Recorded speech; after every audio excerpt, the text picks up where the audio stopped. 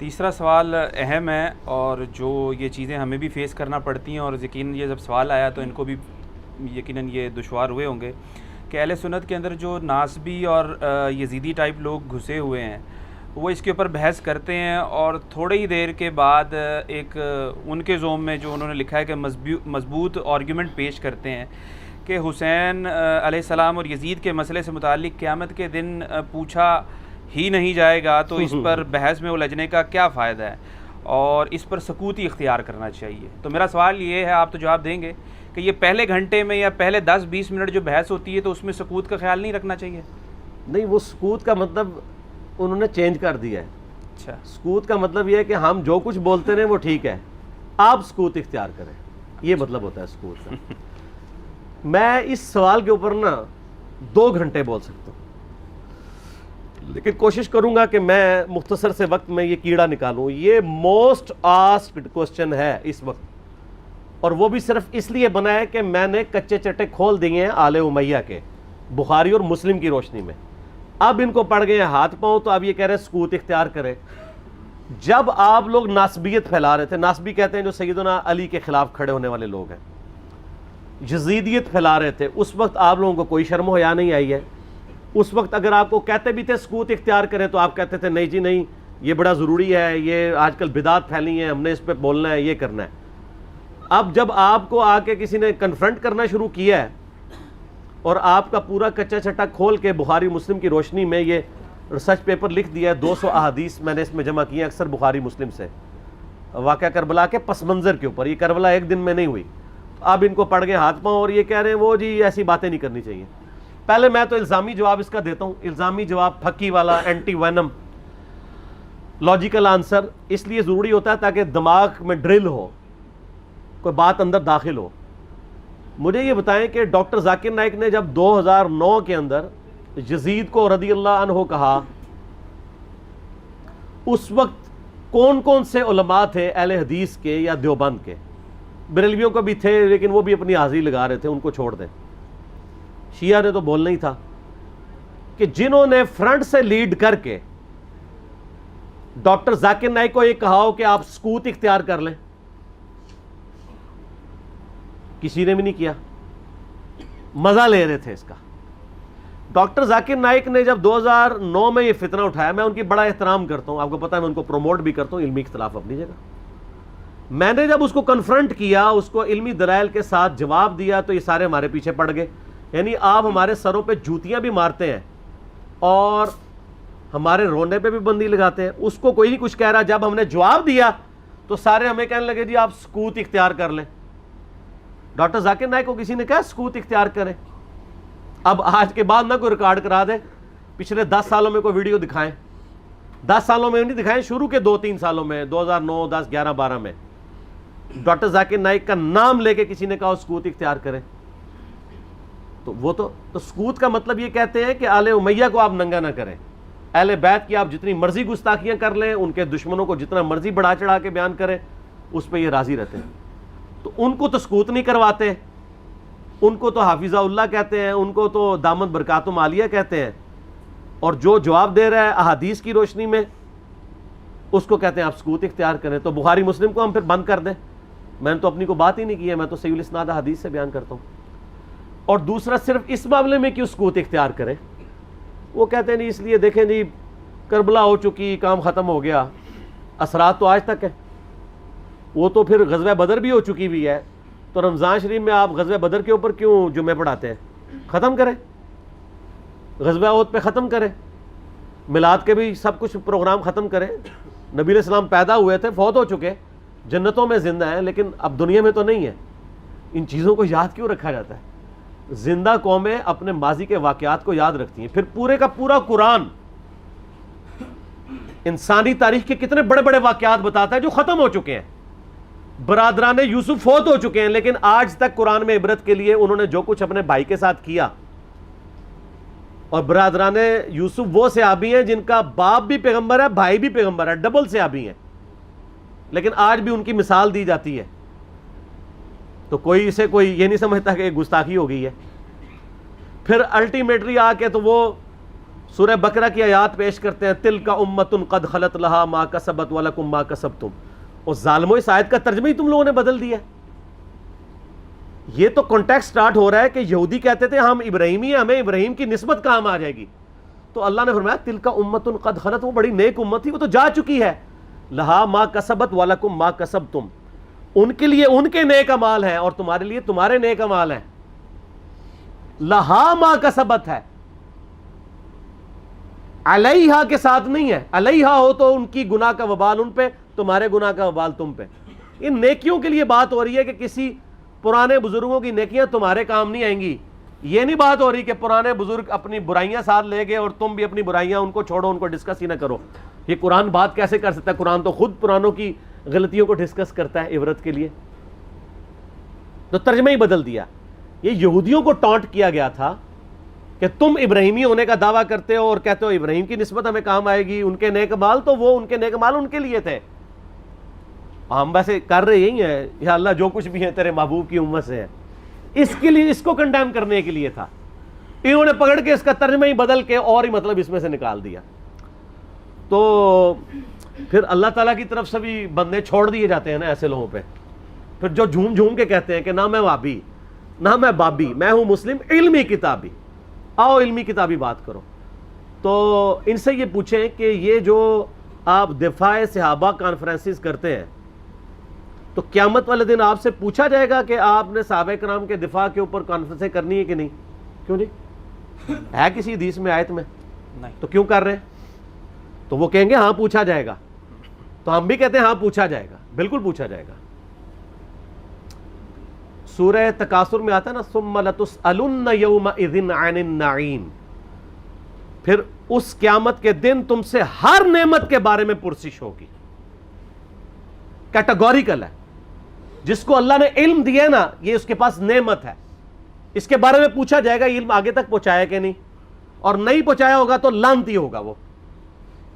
یہ آیت ہے سورہ بقرہ کی, میں نے ریسرچ پیپر کے اوپر لکھی ہے سٹارٹ میں 159 اور 160. ان الذین یکتمون ما انزلنا من البینات والہدی, بے شک وہ لوگ جو چھپا لیتے ہیں ان روشن اور ہدایت کی چیزوں میں سے جن کو ہم نے لوگوں کی ہدایت کے لیے اپنی کتاب میں بیان کیا, ایسے لوگوں پر اللہ کی لعنت ہے اور تمام لعنت کرنے والوں کی لعنت ہے. الا الذین تابوا واصلحوا, سوائے ان لوگوں کے جو توبہ کر لیں, اپنی اصلاح کر لیں, وبینوا, اور اصلاح پہ اکتفا نہیں بلکہ وہ لوگوں کو بتا بھی دیں جو کچھ چھپایا تھا. فاولئک اتوب علیہم وانا التواب الرحیم, تو ایسوں کی توبہ اللہ قبول کرے گا اور اللہ تعالیٰ بخشنے والا مہربان ہے. اس کو سپورٹیو ایک حدیث بھی میں نے لکھی ہے, ترمذی میں, سنن نبی داؤد میں, سنن ابن ماجہ میں ہے, کہ نبی علیہ السلام نے فرمایا جس شخص سے علم کی بات پوچھی گئی اور وہ اسے معلوم تھی اور اس کے باوجود اس نے چھپا لی, تو ایسے لوگوں کو قیامت والے دن آگ کی لگام دی جائے گی. تو یہ بڑا کریٹیکل ایشو ہے. علم اللہ کی نعمت ہے آپ کے پاس, اس کی قدر کے لوگوں کو صحیح بات بتائیں تو پوچھا جائے گا. سورہ الاحزاب کی آیت نمبر 57 کیا ہے؟ آیت درود سے اگلی, ان الذین یؤذون اللہ ورسولہ لعنہم اللہ فی الدنیا والآخرہ واعد لہم عذابا مہینا, بے شک جو لوگ اللہ اور اس کے رسول کو تکلیف دیتے ہیں ان کی زندگی میں بھی اور زندگی کے بعد, موت کے بعد بھی ان پر اللہ کی لعنت ہے, اور اللہ تعالیٰ نے ان کے لیے ذلیل و خوار کر دینے والا عذاب تیار کر رکھا ہے. وَلِعَوْذُ بِاللَّهِ تَعَالَى اللہم اجرنا من النار. تو جو اللہ اور اس کے رسول کو اذیت دے رہے ہیں ان سے پوچھا نہیں جائے گا. تو یہ ایک ڈھکوسلا انہوں نے کیا ہوا ہے اپنی کمزوریوں پہ پردہ ڈالنے کے لیے. خود جو کچھ مناظرے کر رہے ہوتے ہیں اس کے بارے میں کیا پوچھا جائے گا؟ جو یہ کام کر رہے ہوتے ہیں وہ کہیں گے پوچھا جاتا ہے, تو اس کے بارے میں کیوں نہیں پوچھا جائے گا؟ اور جی کو یہ بنیادی مسئلہ ہے. فضائل صحابہ احمد بن حنبل کی کتاب میں 2 روایتیں ہیں صحیح سند کے ساتھ. ایک روایت میں ہے کہ سیدنا علی بن ابی طالب کہتے ہیں, یہ حدیث موقوف ہے اور ظاہر غیبی خبر ہے, نبی علیہ السلام کے بتانے پر موقوف ہے, کہ میری وجہ سے 2 فرقے گمراہ ہوں گے, ایک میری محبت میں غلوف کر کے, ایک میری دشمنی میں غلوف کر کے. اور دوسری روایت میں ہے فضائل صحابہ احمد بن حنبل کی کتاب میں کہ میری وجہ سے 2 فرقے دوزخ میں جائیں گے, ایک میری محبت میں غلوف کر کے, ایک میری دشمنی میں. تو جب آپ کی جنت اور دوزخ کا فیصلہ اس کے اوپر ہو رہا ہے تو پوچھا کیوں نہیں جائے گا؟ اچھا اپنا کام یہ پورا کر رہے ہیں کہ جو سیدنا علی کی شان میں غلو کر رہے ہیں ان کو یہ خوب سمجھا رہے ہیں کہ جی آپ اپنے آپ کو صحیح طریقے سے صحیح بندے کا پتر بنا لو ورنہ پوچھا جائے گا. تو جو سیدنا علی کے مخالفین ہیں ان کو سمجھانے کی ذمہ داری کس کی ہے؟ ان کو کون سمجھائے گا؟ وہ ساری اس پلیٹ فارم سے سمجھایا جا رہا ہے, دونوں کو سمجھایا جا رہا ہے اللہ کے فضل سے. تو جنت و دوزخ کا تو فیصلہ ہونا ہے. پھر جو صحیح مسلم کی حدیث ہے 240 انٹرنیشنل نمبر کے مطابق, علی سے محبت نہیں رکھے گا مگر مؤمن, علی سے بغض نہیں رکھے گا مگر منافق. تو آپ کے ایمان کا لٹمس ٹیسٹ ہی جو ہے وہ محبت علی ہے. تو جنت اور دوزخ کا فیصلہ اس کے اوپر نہیں ہونا. پھر غدیر خم کی حدیث جو صحیح مسلم میں 6225 سے 6228 تک ہے, آپ علیہ السلام کا آخری خطبوں میں سے ایک خطبہ ہے وفات سے 2.5 مہینے پہلے خم نامی گاؤں میں. اس میں کیا الفاظ ہیں؟ اے لوگو آگاہ ہو جاؤ, میں بھی ایک انسان ہوں, قریب ہے کہ اللہ کا قاصد یعنی موت کا فرشتہ میرے پاس آئے اور میں اس کی دعوت قبول کر لوں. میں اپنے بعد تم میں 2 بھاری چیزیں چھوڑ کے جا رہا ہوں. ان میں سے پہلی چیز اللہ کی کتاب ہے, اس میں ہدایت ہے, اس میں نور ہے. تم اللہ کی کتاب کو پکڑو, اپنا تعلق اس کے ساتھ مضبوط کرو. اللہ کی کتاب اللہ کی رسی ہے, جو اسے پکڑے گا ہدایت پہ ہوگا, جو چھوڑ دے گا گمراہ ہو جائے گا. اور دوسری بھاری چیز میرے اہل بیت ہیں. پھر 3 دفعہ آپ علیہ السلام نے فرمایا میں اپنے اہل بیت کے معاملے میں تمہیں اللہ کا خوف دلاتا ہوں, میں اپنے اہل بیت کے معاملے میں تمہیں اللہ کا خوف دلاتا ہوں, میں اپنے اہل بیت کے معاملے میں تمہیں اللہ کا خوف دلاتا ہوں. جب نبی علیہ السلام آپ کو ڈرا رہے ہیں, وہاں تو کسی نے کہا یا رسول اللہ اہل بیت کے بارے میں پوچھا جائے گا. پھر المستدرک الحاکم میں صحیح سند کے ساتھ حدیث ہے انٹرنیشنل نمبر کے مطابق 4712 کہ نبی علیہ السلام نے فرمایا اگر کوئی شخص پوری زندگی حجر اسود اور مقام ابراہیم کے درمیان نمازیں پڑھتا رہے اور روزے رکھتا رہے اور قیامت والے دن اللہ سے اس حال میں ملاقات کرے کہ ہم اہل بیت کا بغض اس کے دل میں ہوا, تو اللہ اسے ضرور دوزخ میں داخل کرے گا. اگر اہل بیت کا بغض نمازوں کے باوجود, اور عام نمازیں نہیں, حجر اسود اور مقام ابراہیم کے درمیان اور روزے رکھنے کے باوجود آپ کو دوزخ میں لے جا سکتا ہے, تو کیوں نہیں پوچھا جائے گا؟ ایک کہانیاں بند کرو. اصل میں ان بیچاروں کا بھی قصور نہیں, ان کے بڑے بزرگ بھی ان کو کہانیاں کراتے رہے. انہوں نے وہی کہانیاں سن کے تو آگے بیان کی. ان کو کیا پتا تھا کہ آگے تو مسئلہ کھڑا ہو جائے گا. آگے تو ہر جگہ یہ آواز آ رہی ہے کہ نہ میں وہابی نہ میں بابی, میں ہوں مسلم علمی کتابی. ان کے تو گاٹے فٹ ہوگی یہ چیز. تو یہ اتنی ساری آیات اور احادیث اس بات کا ثبوت ہے کہ یہ سچائی ہے, اور یہ سکوت کا صرف آپ کو کہتے ہیں. جو بکواسات کر رہے ہوتے ہیں ان کو نہیں کہتے. مودودی صاحب کے پیچھے پنجے جھاڑ کے پیچھے پڑ گئے, جی مودودی صاحب نے خلافت و ملوکیت لکھ کے مصیبت کھڑی کی. اور بھائی جو آپ کے روحانی ابا جی محمود احمد عباسی صاحب منکرین حدیث میں سے تھے, جنہوں نے خلافت معاویہ اور یزید کتاب لکھ کے سیدنا علی کی گستاخیاں کی, حسین ابن علی کی گستاخیاں کی علیہم السلام, اس کے جواب میں خلافت و ملوکیت آئی ہے. کہتے نہیں ایویں لکھ دی, ایویں نہیں لکھی, جواب میں لکھی ہے. اور پھر سعودیہ کی فنڈنگ کے بعد یہاں پہ لوگوں نے جب حسین ابن علی کو نیچے کرنا شروع کیا اور یزید کو اوپر اور یزیدی پارٹی کو اوپر کرنا شروع کیا, تو پھر 5B آ گیا. آپ دیکھیں کبھی بھی انیشیٹو اہل بیت کے چاہنے والوں کی طرف سے نہیں لیا جاتا. یہ تو ہم جواب والی سائڈ پہ بیٹھے ہوتے ہیں, ہمیشہ یہ پنگا لیتے ہیں, ہم جواب دیتے ہیں. جب جواب دیتے ہیں ان کی ہوتی ہے ٹھکائی, پھر یہ کہتے ہیں سکوت اختیار کر لیں. سمجھ آ گئی آپ کو پوری گیم؟ یہ سکوت کا بات یہ کرتے ہی اس لیے ہیں کہ ان کی ہوتی ہے ٹھکائی. ان کو تو یہ حدیثیں ہضم ہی نہیں ہوتی ہیں. اب یہ اپنے عوام کو منہ نہیں دکھا سکتے, پھر ان کو بڑی مصیبت کھڑی ہو جاتی ہے کہ اب کیا کریں, کس طریقے سے اب قابو کریں. تو آخری حل یہ ہے سکوت اختیار کر لیں. سکوت آپ لوگوں نے تو کوئی نہیں اختیار کیا ہوا. آپ کے سامنے جب صحابہ کرام کی توہین ہوتی ہے تو آپ کیوں شیعہ کو سمجھاتے ہیں؟ سکوت اختیار کریں نا. کون سا آپ سے قیامت دن پوچھا جائے گا؟ یہ میں الزامی طور پہ بات کر رہا ہوں. اور آپ کے بڑے بزرگ سیدنا علی اور حسین ابن علی کی گستاخیاں کریں, ان سے اپنے بغض کا اظہار کریں, جب ہم ان کو سمجھائیں تو ہمیں کہتے ہیں آپ سکوت اختیار کریں. تو سر یہ 2 نمبر پالیسی چھوڑ دیں. میں نے پہلے بھی ان کو کہا ہے کہ لوگ گھاس کھانا چھوڑ چکے ہیں. پہلے لوگوں کو آپ نے بے زبان بھیڑے بنایا ہوا تھا, اب لوگوں کے ہاتھ میں قرآن و حدیث آ گیا, اور اس ریسرچ پیپر کے بعد تو یقین کریں ان کے پلے کوئی شے نہیں رہی ہے. یہ ریسرچ پیپر آپ ضرور منگوا کے پڑھیں, ایکسٹرا آرڈنری ریسرچ پیپر ہے. انشاءاللہ آپ کو معاملات کلیئر ہو جائیں گے انشاءاللہ تعالی. ٹھیک ہو گیا؟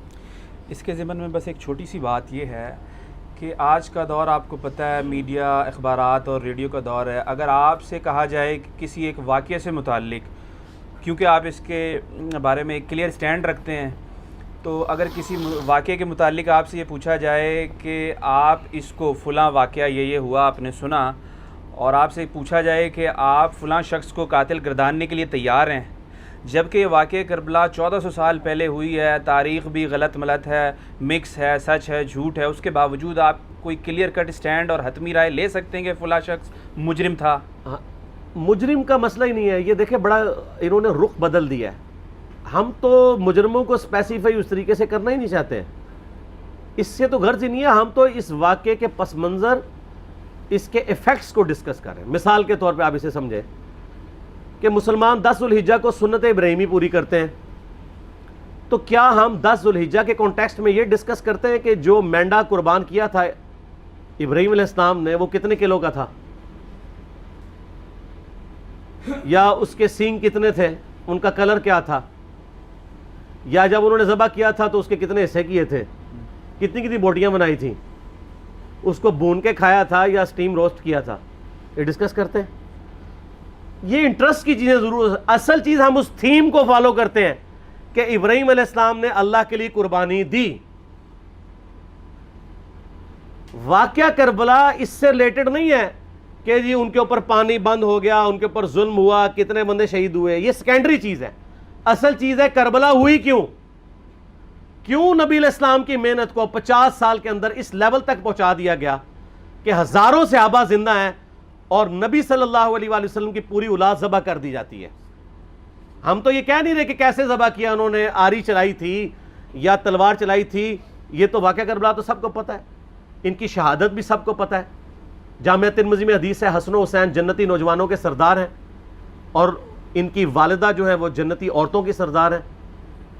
اور المستدل حاکم میں حدیث ہے حسن و حسین جنتی نوجوانوں کے سردار ہیں اور ان کے والد ان سے بھی بہتر ہیں. تو یہ تو ڈیفینٹ حدیثیں ہیں، یہ تاریخ تو نہیں ہے، نبی علیہ السلام کے فرامین ہیں.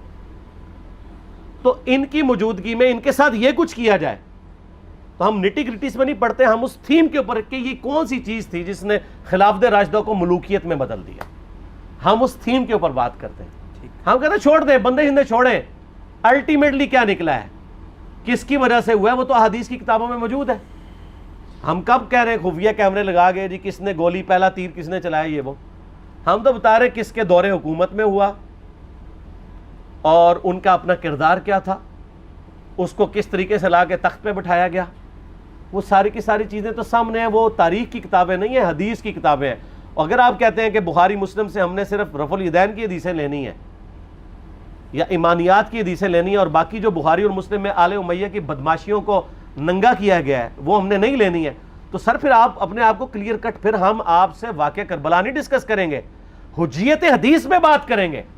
آپ کو اپنے آپ کو منکرین حدیث کہنا پڑے گا. یہ آپ اسکروٹنگ کیسے کریں گے؟ اس سے بڑی بات مجھے یہ بتائیں کہ عظمت صحابہ بڑی چیز ہے یا عظمت محمد رسول اللہ صلی اللہ علیہ وآلہ وسلم؟ تو بریلوی یہی تو رونا رو رہے ہیں، وہ کہہ رہے ہیں کہ قرآن میں تھوڑی آیات ہیں. آپ پھر مڑ مڑ کے پڑھتے ہیں قل انما انا بشر مثلکم، اس میں تو نبی علیہ السلام کی تنقیص ہو رہی ہے. تو ہم ان کو کیا کہتے ہیں کہ تنقیص مقصد نہیں، نعوذ باللہ نہ ہو رہی ہے، آپ افضل البشر ہیں لیکن آپ کی سپیشیز بشر ہے. یہ ہم اپنا عقیدہ سمجھتے ہیں، وہ اس کو تنقیص شمار کرتے ہیں. تو پھر اس وقت آپ بھی بریلویوں کی بات مان کے تو یہ آیات پڑھنا چھوڑ دیا کریں نا. آپ کہتے ہیں نہیں آیات ہے کیوں نہ بیان کریں، تو ہم بھی کہتے ہیں احادیث ہے کیوں نہ بیان کریں. کہ صحیح بخاری میں حدیث ہے 2812 عمار کو ایک باغی جماعت قتل کرے گی، وہ جماعت دوزخ کی طرف بلا رہی ہوگی اور عمار ان کو اللہ اور جنت کی طرف بلا رہا ہوگا. اب اس کے نرغے میں جو آتا ہے وہ آئے، میں اپنے نبی سے ٹکر لے لوں آپ لوگوں کے منہ کا خیال رکھتے ہوئے کہ میں نبی علیہ السلام کو کہوں کہ آپ نے کیوں ایسی بات کر دی کہ مولا علی کے مخالفین کو آپ نے دوزخ کی طرف بلانے والی جماعت کہہ دیا. تو لیں آپ ٹکر، جائیں سیدھا دوزخ میں. اور تھوڑی جرت کریں، آپ یہ کہا کریں کہ اے اللہ، اپنے لیے کہا کریں کہ اللہ تعالیٰ آپ کا حشر یزید اور یزید کے آباء و اجداد کے ساتھ کرے اور اس کی اولاد کے ساتھ. ہم کہتے ہیں کہ اللہ تعالیٰ ہمارا حشر جو ہے وہ مولا حسن حسین، مولا علی علیہ السلام اجمعین اور اہل بیت کے ساتھ کرے، آمین. اور آپ میں تو اتنی جرت نہیں آپ یہ بات بھی کر سکیں، کیونکہ ان کو پتہ ہے تو نبی علیہ السلام کی احادیث کو بیان کرنے کو یہ سمجھتے ہیں کہ جی اس سے مصیبت کھڑی ہو جائے گی تو اپنے آپ کو منکرین حدیث ڈکلیئر کریں. پھر حجیت حدیث کا مقدمہ ڈسکس ہوگا, پھر کربلا نہیں ڈسکس ہوگی. اور یہ ٹی وی پہ بھی آ کے مولوی بیٹھے ہوتے ہیں, سنیوں کے بھی شیعوں کے بھی, مڑ مڑ کے جی وہ یزید نے یہ کر دیا. وہ یزید نے کیا کیا ہے یار؟ وہ تو سسٹم کا نمائندہ بن کے آیا جو پیچھے سے خراب تھا.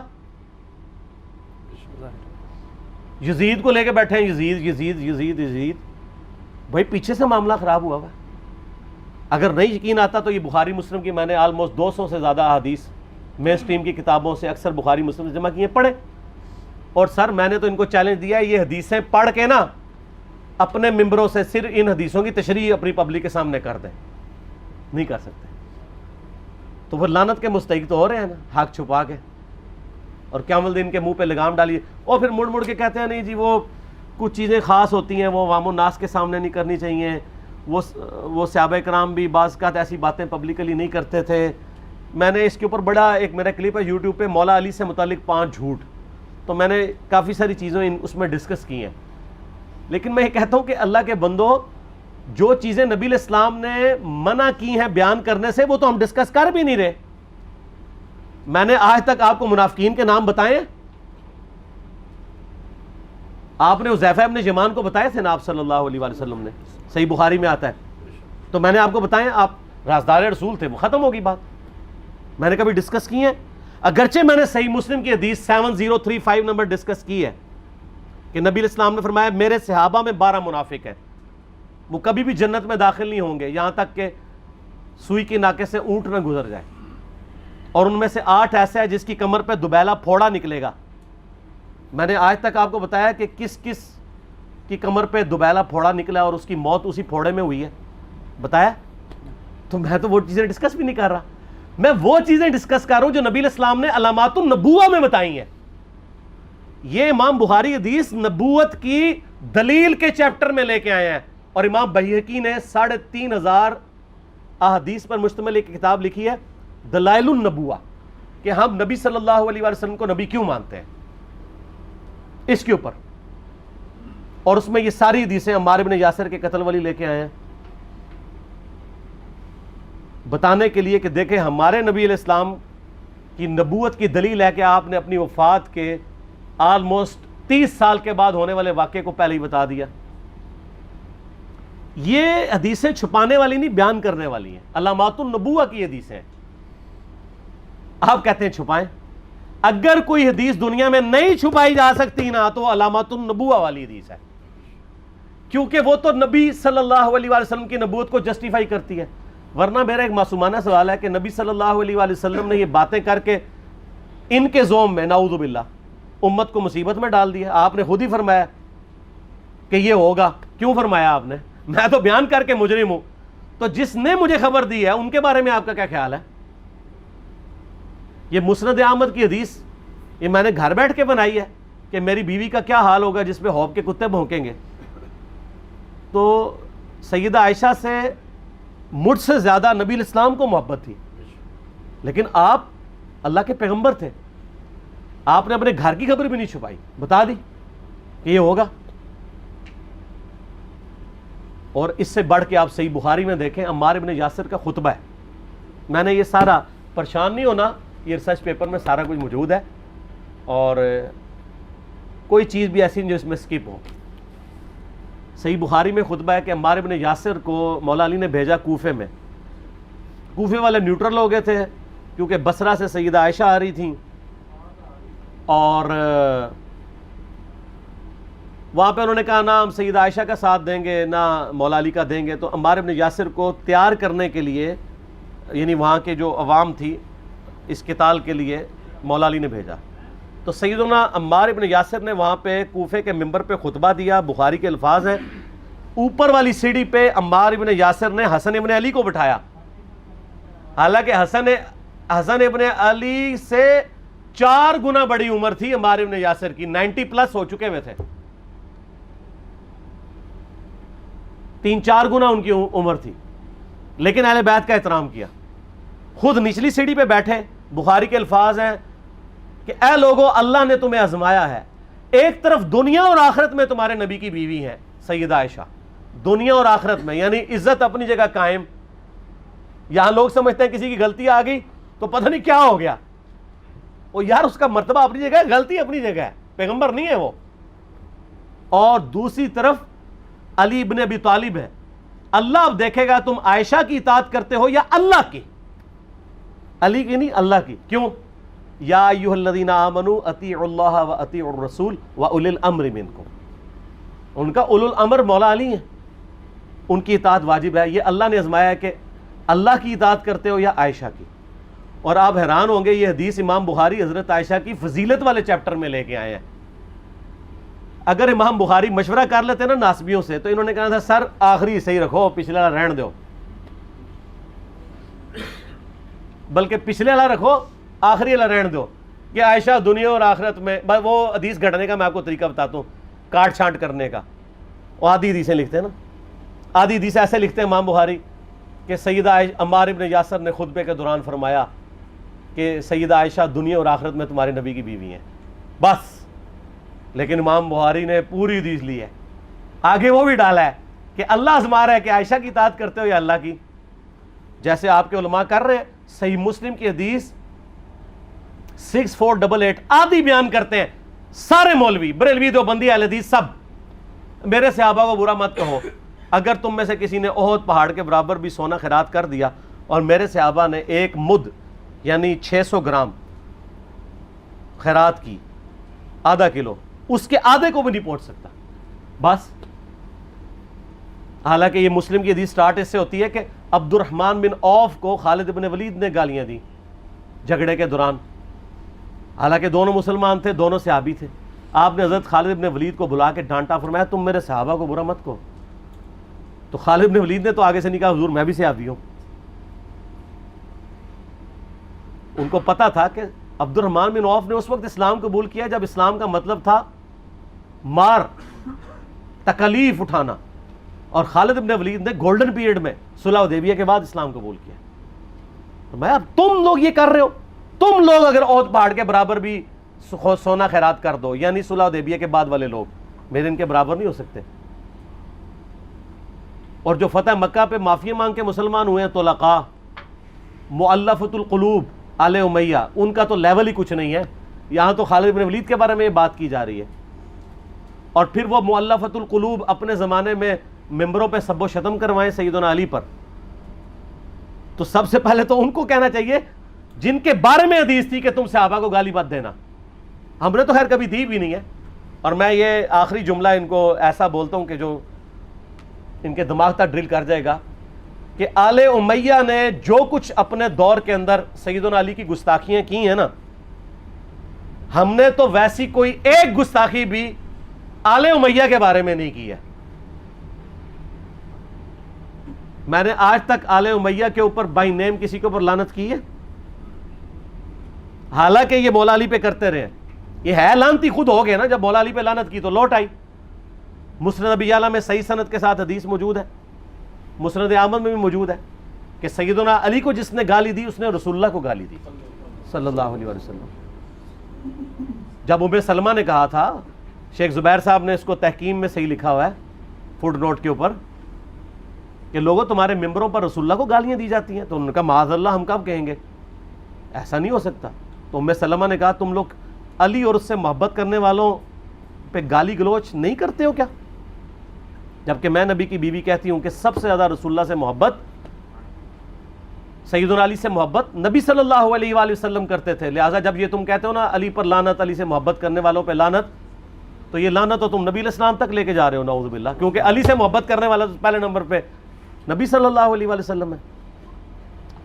اور پھر کہتے ہیں سب کا مطلب تنقید ہے. اور نہ، پرانیاں گلاں، پرانے بابے، پرانے بزرگ، جھوٹے ہو. صحیح مسلم کھولو 6229 غدیر خم سے اگلی حدیث، لعن اللہ ابا التراب کے الفاظ ہیں، مٹی والے ابن ابی طالب پر لعنت، یہ الفاظ موجود ہیں. سب کا ترجمہ لعنت ہی ہے، تنقید نہیں ہے. اچھا پھر میرا معصومانہ سوال ہے کہ اس کا مطلب ہے صحابہ پہ تنقید کرنا اچھا کام ہے؟ کہیں گے نہیں. تو بتاؤ یہ برا کام کون کرتا تھا؟ شیعہ کا ابا کون ہے؟ رافضیوں کا ابا کون ہے؟ آل امیہ. تو لہذا شیعہ نو میں کہنا کہ تسی شیخین کے اوپر بکواس اور تبرہ کرنے کی بجائے نا آپ لوگوں کو حقائق بتائیں کہ ٹوٹی کمند کہاں. یہ سب مجرمین آل امیہ ہے، اور یہ آل امیہ اور بنو ہاشم کی لڑائیاں نبی علیہ السلام کی بعثت سے پہلے چل رہی تھی، صدیوں سے چل رہی تھی. وہ تو پھر اللہ نے بنو ہاشم کو نبوت کے لیے چنا تو ان کو یہ پھر جیلسی ہضم نہیں ہوئی، وہ چیز آگے چلتی رہی. خیر چھوڑ دیں، ایک تلخ ٹاپک ہے. صلاۃ بر محمد و آل محمد. اللہم صلی علی محمد وعلی آل محمد کما صلیت علی ابراہیم وعلی آل ابراہیم انک حمید مجید. اللہم بارک علی محمد وعلی آل محمد کما بارکت علی ابراہیم وعلی آل ابراہیم انک حمید مجید. الحمدللہ میں نے اس کے اوپر ایک تحقیقی مقالہ ریسرچ پیپر نمبر 5B لکھ دیا ہے، واقعہ کربلا کا حقیقی پس منظر 72 صحیح الاسناد احادیث کی روشنی میں، جس میں میں نے کل اہل سنت کی مین سٹریم کی کتابوں سے 200 احادیث جمع کی ہیں. اکثر احادیث بخاری اور مسلم سے ہیں، جس میں میں نے یہ پورے کا پورا مقدمہ سیدنا عمر فاروق رضی اللہ تعالیٰ عنہ کی شہادت سے لے کر شہادت حسین علیہ السلام تک کور کیا ہے. اور اس کو احادیث کی روشنی میں مرتب کیا گیا ہے، نہ کہ تاریخ کی روشنی میں. ظاہر ہے تاریخ حکمرانوں نے لکھوائی ہے، اس میں ان کے اپنے انٹرسٹ بھی تھے، اکثر چیزوں کی اسناد بھی اویلیبل نہیں ہوتی. اور اس میں بخاری اور مسلم کے علاوہ جتنی بھی احادیث میں نے جمع کی ہیں ان میں دور حاضر کے جو بڑے بڑے محققین اور محدثین ہیں ان کی تحکیم باقاعدہ لگائی ہے. شیخ البانی رحمہ اللہ تعالیٰ کی، شیخ زبیلی زئی رحمہ اللہ تعالیٰ کی، شیخ شعیب آرنوت رحمہ اللہ تعالیٰ کی، شیخ سلیم اسد کی، غلام مصطفیٰ ظہیر صاحب کی، اور لوگوں کی تحکیم کے ساتھ میں نے اس کو مرتب کیا ہے. کوئی ایک حدیث بھی ایسی نہیں ہے جسے آپ یہ کہیں کہ وہ کسی محدث کی تحکیم کے بغیر اس میں ڈالی گئی ہو. یہ ضرور ہو سکتا ہے کہ کسی کو کسی معاملے میں اختلاف ہو، لیکن ایسا نہیں ہوگا کہ کوئی حدیث ایسی ہو کہ جس کو سارے بالاتفاق جو ہے وہ مردود یا ضعیف یا موضوع سمجھتے ہوں. ضرور کسی نہ کسی نے اس کی تصحیح اور تحکیم کی ہوئی ہوگی صحت کے اعتبار سے. اس کو میں نے سٹارٹ کیا ہے خلفائے راشدین کون سے ہیں، اس سے آغاز کیا ہے اس ریسرچ پیپر کا. اس کے بعد پھر میں نے جو جنگ جمل صفین اور نہروان ہوئی، شہادت عثمان والا ایشو ہوا، اس کو کور کیا ہے، صلح حسن کو کور کیا ہے، یزید کی ولی عہدی کو، اور الٹیمیٹلی سیدنا حسین ابن علی رضی اللہ تعالی عنہما وعلیہم السلام کی مظلومانہ شہادت کو صحیح الاسناد احادیث جو اہل سنت کی کتابوں سے ہیں اس سے کور کیا ہے الحمدللہ. تو اس لیے آج میں جتنی بھی احادیث بیان کروں گا کوسچنز کے دوران آلموسٹ ساری اس میں اویلیبل ہوں گی. آپ یہ ریسرچ پیپر ہماری ویب سائٹ ahlsunnatpak.com سے فری ڈاؤن لوڈ کر سکتے ہیں PDF، واٹس ایپ گروپس میں رابطہ کر کے منگوا سکتے ہیں، اور اگر ہارڈ کاپی آپ نے منگوانی ہے تو ہماری اکیڈمی کا نمبر ہے +92 کے کوڈ کے ساتھ 3215900162. پاکستان سے کریں گے تو 0321590162. صبح 9 سے لے کر آلموسٹ اب تو مغرب تک کھلا ہوتا ہے، پورا دن. اللہ کا شکر ہے کہ ہم نے اس کے اوپر اب باقاعدہ ڈیوٹی لگا دی ہے. ہمارے ابرار الحسن بھائی جو ہیں وہ ان کو ہم نے اسپیسیفائی کیا ہے. اس کے علاوہ بھی عثمان بھائی بھی کبھی کبھار سن لیتے ہیں، ندیم بھائی بھی. آپ نے یعنی اکیڈمی میں آنا ہے درس سننے کے لیے یا ریسرچ پیپر فری منگوانی ہے ڈاک، تو یہ بھی ریسرچ پیپر. اس کے علاوہ 8 ریسرچ پیپر، یہ ٹوٹل 9 بنتے ہیں، اور 3 اذکار کارڈ ہیں، صبح شام کے سنت اذکار، فرض نماز کے بعد کے سنت اذکار، اور جادو ٹونا وبائی امراض اور قدرتی حادثات سے بچنے کے سنت اذکار. یہ ٹوٹل 12 کا پیکج ہے جو ہم فری ایک سیٹ سب کو بھیجتے ہیں. آپ منگوا سکتے ہیں. ایک سے زیادہ سیٹ منگوانے ہو تو نو پروفٹ نو لاس کے اوپر، بلکہ تھوڑے سے لاس کے اوپر ہی ہم لوگوں کو بھجوا دیتے ہیں. کوشش کیا کریں سافٹ کاپیز کے ذریعے ہی کام چلائیں. آج کل چونکہ سافٹ کاپیز کا ہی موڈ ہے، آپ کسی کو اس کا اسکرین شاٹ لے کے شیئر بھی کروا سکتے ہیں. تو یہ ریسرچ پیپر خود بھی پڑھیں. محرم دعوت کا مہینہ ہے، ربیع الاول شریف دعوت کا مہینہ ہے، رمضان شریف دعوت کا مہینہ ہے. یہ وہ مہینے ہیں جس میں مسلمان بیدار ہوتے ہیں، اپنے اپنے ٹاپکس کو سرچ کرنا چاہتے ہیں، تو بڑا اچھا موقع ہے کہ آپ ان تک صحیح بات پہنچائیں اللہ کا نام لے کر.